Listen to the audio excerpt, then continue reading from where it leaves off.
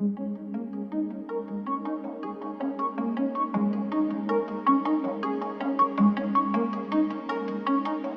to the Equine unit here in Kildalton College. My name is Crea English and I'm one of the equine lecturers here in the equine courses. Today we're going to talk to you about the equine digestive system. This is a monogastric digestive system which is only one stomach, which is unlike ruminants which has four. To understand how best the system works, we're going to look at how horses live naturally in the wild. Behind us here is two of the college horses out at grass. The equine systems were designed for horses that live in the wild. Wild horses graze for between 16 to 18 hours a day, ingesting a variety of grasses, roaming from water source to water source, getting lots of vitamin D on their back. As they say, an active horse is a healthy horse. If we were to wear a step counter ourselves, it is recommended that we take around 10,000 steps a day. In horse terms, if we were to monitor a wild horse, they would clock up around 20,000 steps a day.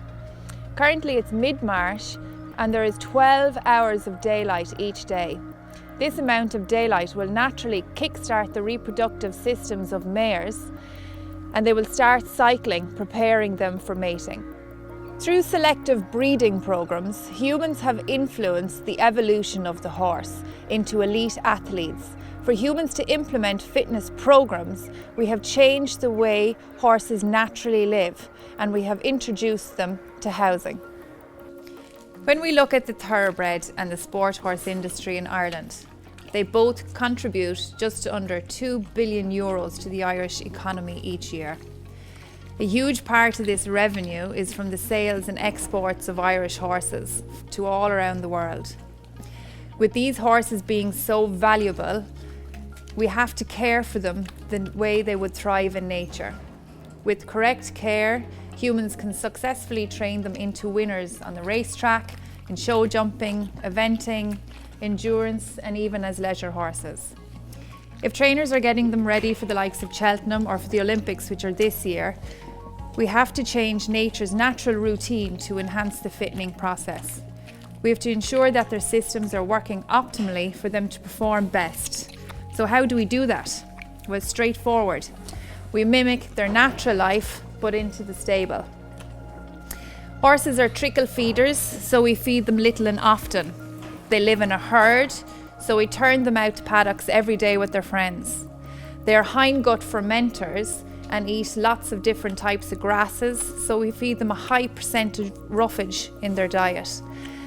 They live outside, so we keep them in a bright stable with excellent ventilation. To make them into athletes, they need energy to withstand a rigorous training process, and this comes in the form of concentrates. We need to analyse what we feed them and how we feed them. We assess a horse's physique by giving them a body score to see how much weight they are carrying. The most accurate way to do this is to weigh them on an equine weighing scales. A horse will be fed around 2% of its body weight each day. Other factors that influence feeding are height, age, type of horse, the temperament, the workload it's doing each day, and any additional nutritional requirements, such as a lactating mare. We take advice from nutritionists and we educate ourselves on the digestive system and how it works. And finally, we select the type of feed, concentrates, or commonly known as rations, and the type of roughage, hay or haylage, that best suits the individual horse for the work he or she is doing. And we then work out what we're going to feed each horse. There's a simple calculation to work out what we feed a horse each day. We look at the age, height, sex, temperament of the horse, and from the clip earlier on of the horse that was weighed, she is 548 kgs. As we mentioned earlier, they're fed 2% of their body weight each day. So 2% of this works out at 11 kgs. This particular mare, if we use her as an example, is in medium work.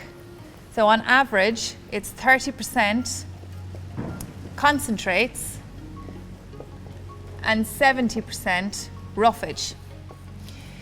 So to work out what the 30% is, from 11 kgs, it's going to be 3.3 kgs. And roughage, she's going to be fed 7.7 kgs.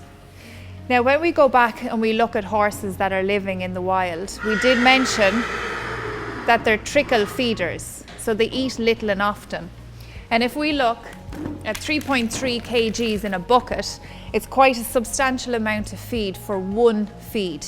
So what we do is we break it into 2 feeds, and then we have one in the morning and one in the evening. Now, when it comes to the roughage, there's a quite high percentage fed each day.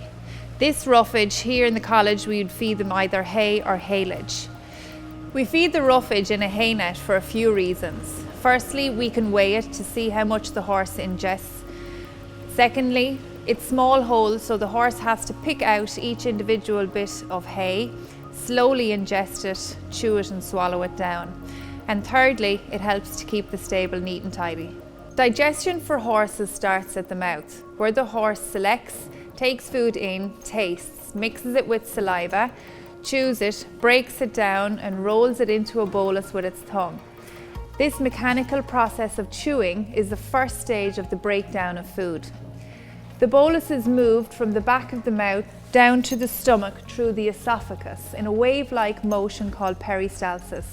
It enters the stomach through the cardiac sphincter, which is a one-way valve, and it doesn't allow food to come back up.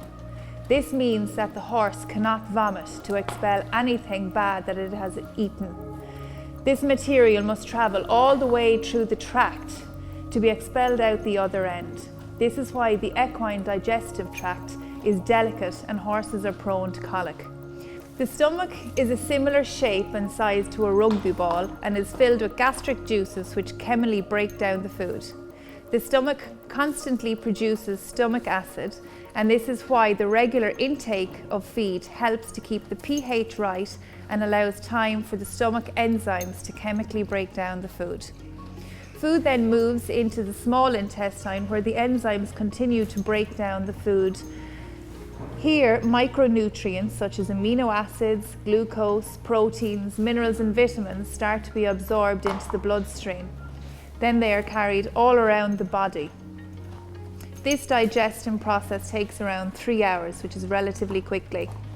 Food leaves the small intestine and moves back down into the large intestine, and this is where fibre, such as hay, grass or haylage, is broken down by bacteria in the hindgut. Further nutrients and a high percentage of water are absorbed here. When the nutrients and the water are absorbed, what is left is called waste material.